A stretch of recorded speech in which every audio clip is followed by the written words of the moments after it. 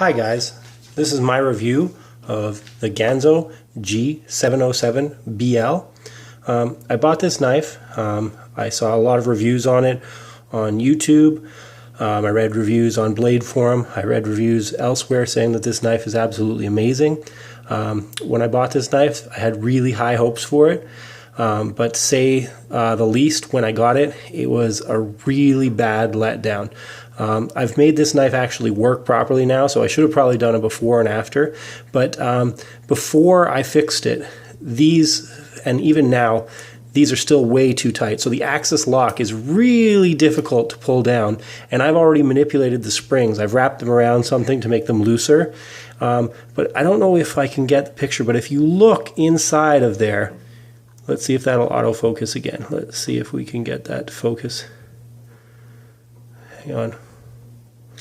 Zoom out. Let me put my hand in it, see if it'll focus. There we go. Let's put that back. Shoot, I had it focusing there a second ago. There we go. Inside of that slot there, where the axis lock is, you can still see at the very end, like down right there, you can still see some black. When I got this thing, how it was machine pressed, both plates on both sides, this would lock up right about there. Like, it couldn't go beyond there because the space inside of there wasn't big enough for the axis lock to actually move. So that was a huge problem. The other thing is the blade wouldn't come out smooth. It was hard. Even with my thumb, I couldn't push it out. So those things were brutal. But the other thing that's really bad about this knife is it's dull as anything.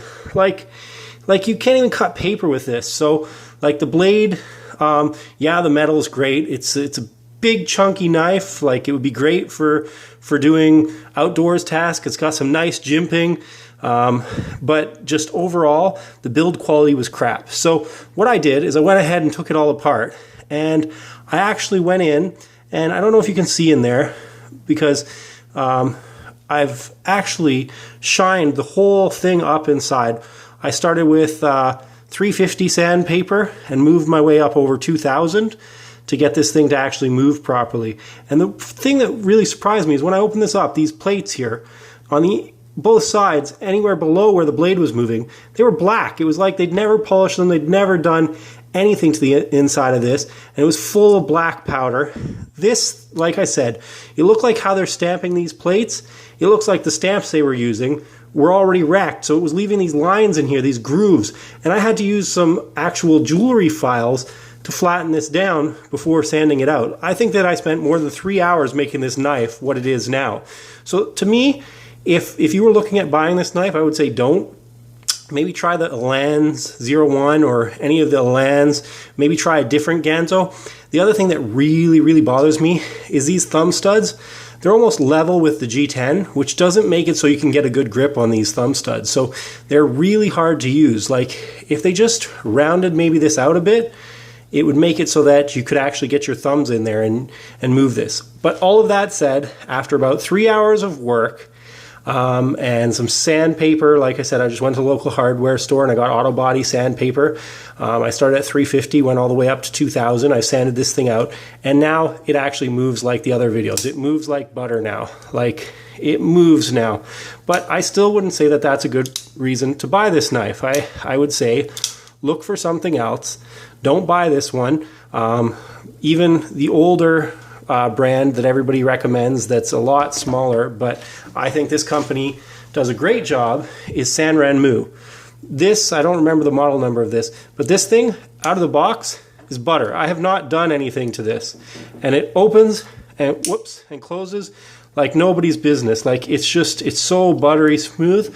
I would definitely tell anybody, go out and get this knife. But the Ganzo G704, I would say don't do it. Don't spend your money, save it, spend it on something else. Now it moves, but definitely didn't when I got it.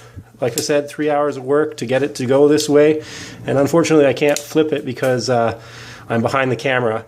But I can now that I've made it actually move by sanding it.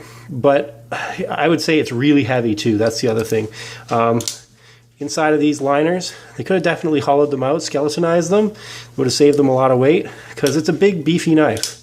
And if that's what you're looking for, something to go out in the woods with, well, this will do it. If you're looking for something for EDC, go with this one. It's a lot smoother, even though I can't flip it on camera. Like, everything about this is just beautiful. It's butter. And these move how I would expect the axis lock to move. You can actually move them. Like, you can flip it out, you can flip it back. And I'm having a problem doing that on camera, but you get the point. This is a great knife. I would go with this over the G704 any day. Anyways, that's my review, people. Let me know what you think. Let me know if you've had the same problems. I know Lazy Lizard or whatever his name is, he loves these knives, but I saw some other YouTube video where he had the exact same problems. He couldn't get the knife to open. He wasn't inclined to open it up himself. And the fact that this thing is dull as can be, it really bothers me because so far I don't have a really good sharpening system that I find that sharpens my knives really good. So I like my knives to be razor sharp when I get them.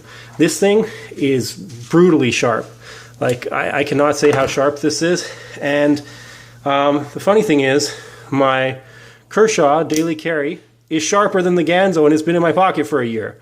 So you tell me. Anyways, leave your comments. Let me know what you guys think. Let me know if you're going to buy one, or recommend any other knives that you guys think that I should take a look at. Thank you very much. Bye-bye.